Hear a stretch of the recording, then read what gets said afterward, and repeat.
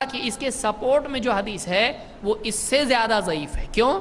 اس لیے کہ اس میں ایسا راوی ہے عبداللہ ابن زید، عبد الواحد ابن زید، جو کہ کیا ہے؟ متروک الحدیث ہے. اور ایک سند ہے اس کی جو حلیۃ الاولیاء میں ابو نعیم نے ذکر کی ہے. اس حدیث کی سند میں ایک اور راوی ہے، اس کا نام ہے عطا ابن عجلان. عطا ابن عجلان، اس کے بارے میں کیا ہے؟ دیکھیے اس کا عمل نامہ کیا ہے. اس راوی کے بارے میں عطا ابن عجلان الحنفی ابو محمد البصری العطار، یہ پورا اس کا ٹوٹل نام ہے. ابن معین اس کے بارے میں کہتے ہیں لیس بشیء کذاب، لیس بشیء، اس کی کوئی حیثیت نہیں ہے، کذاب ہے، ایک نمبر کا جھوٹا ہے. یہ حدیث لیں گے ایک دم نہایت جھوٹا ہے، جھوٹا کہیں کا، ایک دم جھوٹا آدمی ہے یہ.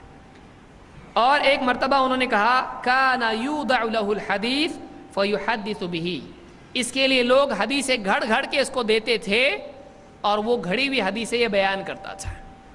تو یہ راوی کیا ہے؟ حدیثیں، جھوٹی حدیثیں بیان کرنے والا راوی ہے. اور خود اس کے بارے میں ابن معین جو بہت بڑے محدث ہیں، ان کا کہنا ہے کہ کیا ہے؟ لیس بشیء، اس کی کوئی اوقات نہیں حدیث کی فن میں، کذاب ہے، جھوٹا ہے. امام البخاری کہتے ہیں منکر الحدیث، اپنی کتاب تاریخ کبیر میں انہوں نے یہ قول ذکر کیا ہے. اور امام الذہبی اس راوی کے بارے میں، عطا ابن عجلان کے بارے میں کہتے ہیں واہم، واہیات راوی ہے. اتہمہ بعض الائمہ، بعض ائمہ نے اس پر جھوٹ گھڑنے کی تہمت لگائی ہے. تو یہ کیا ہے؟ یہ جھوٹی حدیث بیان کرنے والا راوی، اس کی حدیث سپورٹ میں بھی چلے گی نہیں. تو یہ پہلی حدیث کا حال ہے. تو یہ حدیث کسی بھی اعتبار سے قابل اعتبار نہیں. کوئی بولے گا نہیں ہمارے پاس، یہ چھوڑو یہ ہماری نہیں، ہمارے پاس بخاری کی حدیث ہے. اس سلسلے میں کیا ہے؟ بخاری کی حدیث ہے. آپ کی بخاری، ہماری بھی بخاری ہے. آپ کو بخاری چلتی ہے، ہم بخاری کی حدیث دیں گے. مانتے کہ نہیں مانتے؟ دیکھو کیا حدیث ہے. امت میں شرک کا وجود نہیں ہوگا کے سلسلے میں بخاری سے بعض لوگوں نے حدیث بیان کی ہے. تو آپ دیکھیے جو پہلی دو باتیں میں نے بیان کی تھی، اہل باطل کا طریقہ کیا ہوتا ہے؟ ایسی دلیل دیتے ہیں جو قابل اعتبار نہیں ہوتی ہے، یا پھر کیا کرتے ہیں؟ ایسی دلیل دیتے ہیں جو خود معتبر ہوتی ہے لیکن اس سے وہ سمجھتے غلط بات ہیں، صحیح طور سے اس کو نہیں سمجھتے ہیں. آئیے دیکھتے ہیں وہ صحیح حدیث کون سی ہے. عقبہ ابن عامر کہتے ہیں، صحابی ہیں، ان نبی صلی اللہ علیہ وسلم خرج یوما، اللہ کے رسول صلی اللہ علیہ وسلم ایک دن باہر نکلے. فصلی علی اہل احد صلاتہ علی المیت، تو آپ نے اہل احد پر جنازے کی نماز پڑھی، ویسے نماز پڑھی جیسے میت پر نماز پڑھتے ہیں. احد کے جو شہداء تھے ان پر نماز پڑھی. ثم انصرف الی المنبر، پھر آپ ممبر کے پاس لوٹے. بعض لوگوں نے کہا ممبر باہر نکالا گیا، اس کی میرے علم میں کوئی دلیل نہیں ہے. آپ ممبر پر واپس آئے. فقال انی فرۃ لکم وانا شہید علیکم، اور آپ نے کہا میں تمہارے لیے فرط ہوں. فرط کے معنی ہوتا ہے پہلے جا کر اچھے کام کی تیاری کرنے والا ہے. جیسے کوئی پہلے کہیں چلا جائے اور ساری سیٹنگ کرے تو اس کو کیا کہتے ہیں؟ فرط. میں تمہارے لیے فرط ہوں. فرط کس اعتبار سے؟ حوض کوثر کے اعتبار سے. پہلے جا کر تمہارے لیے سب میں سیٹ کروں گا. وَأَنَا شَهِيدٌ عَلَيْكُمْ، اور میں تم پر گواہ ہوں، تم پر گواہ ہوں.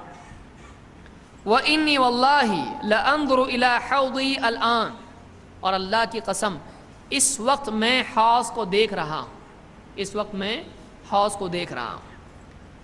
وَإِنِّي أُعْطِيتُ مفاتیح خزائن الارض او مفاتیح الارض، اور مجھ کو زمین کے خزانوں کی چابیاں دی گئی ہیں، یا آپ نے فرمایا مجھ کو زمین کی چابیاں دے دی گئی ہیں، مجھ کو زمین کی چابیاں دے دی گئی ہیں.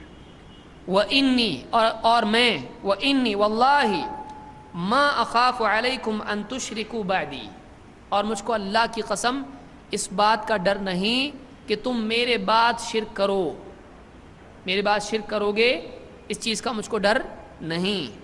وَلَكِنْ أَخَافُ عَلَيْكُمْ أَن تَنَافَسُوا فِيهَا، لیکن مجھ کو یہ ڈر ہے کہ تم میرے بعد خزانوں میں، حکومتوں میں، عہدوں میں، دنیا میں تم ایک دوسرے پر حرص کر کے آگے بڑھنے کی کوشش کرو گے، ایک دوسرے سے دنیا میں کمپٹیشن کرو گے، دنیا کی حرص تم پر چھا جائے گی۔ مجھ کو اس بات کا ڈر ہے، تمہارے اندر دنیا کی حرص آ جائے گی، یہ ڈر ہے۔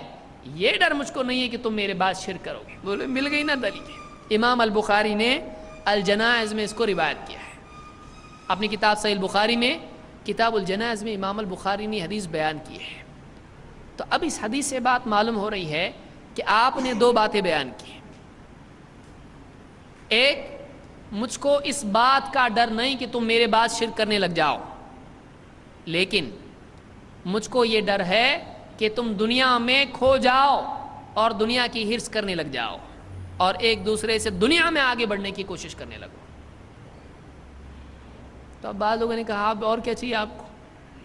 اس میں کیا ہے؟ مجھے ڈر نہیں کہ تم میرے بعد شرک کرنے لگو، تو ڈر نہیں ہے۔ اللہ کے نبی صلی اللہ علیہ وسلم کو امت پر شرک کا ڈر نہیں ہے، تو کیا ثابت ہو گیا؟ نہیں۔ آئیے آگے بڑھتے ہیں۔